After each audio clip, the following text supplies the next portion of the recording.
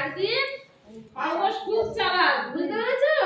কচ্ছপ দাঁড়াতে কচ্ছপ খুব আস্তে আস্তে চলে। ওই যে শোন না, একটা বাজি ধরি, তাহলে কি বাজি বলে, সেই একটা পাহাড় দেখা যাচ্ছে, দেখেছিস? ওই পাহাড়ের উপরে কে আগে উঠতে পারে। কচ্ছপ তো রাজি হচ্ছে না। কচ্ছপ বলছে, বাবা আমি পারবো না, আমি পারবো না। কিন্তু খরগোশ বলছে, না তুই জিতে যাবে। তো বলছে, তুমি আমার থেকে বড় জীব, আর আমি এই ক্ষুদ্র প্রাণী, আমি পারবো, তাহলে তুমি জিতে যাবে, আমি হেরে যাবো। আচ্ছা ঠিক হলো। এমন সময় বলছে, তাহলে এখন থেকে রওনা দেওয়া হবে। তো বলছে, এখন থেকেই রওনা দেওয়া হবে।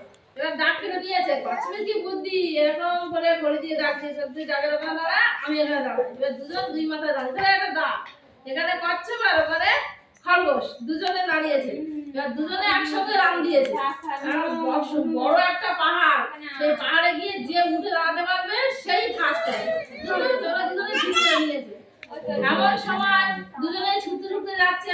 কচ্ছপ অনেকটা পিছিয়ে আছে, তখন খরগোশ বলছে, ও তো অনেক পিছিয়ে আছে, এই রাস্তাটা আমি একটু ঘুমিয়ে নিই বলে, তখন খরগোশটা এরকম ঘুমাচ্ছে, এরকম নাকটা ফেলে ঘুমোচ্ছে, ভীষণ ঘুমোচ্ছে। তখন কচ্ছপ দেখছে, ও তো ঘুমোচ্ছে, ঘুমোকা মেরে আস্তে আস্তে যায়।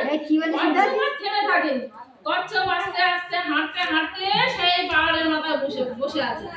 এমন সময় খরগোশের ঘুম ভেঙে গেছে, কি সর্বনাশ! চারিদিকে তাকাচ্ছে, যে কচ্ছপ কোথায় গেল, বাবা মারা গেছে, চলে গেল নাকি? ও তখন খুব দৌড়াচ্ছে, দৌড়ে দৌড়ে দেখে সেই মাথায় কচ্ছপ বসে বসে মুখ এরকম করে শুরু করেছে। তখন এত ক্ষুদ্র হলো,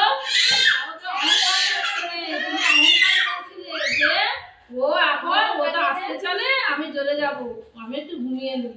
এমন সময় আসে, মনে নেই, তাহলে কে জিতে গেল? কে জিতেছে বাবু? বাবু কে জিতেছে? কে আগে পাহাড়ের উপরে উঠেছে? কচ্ছপ।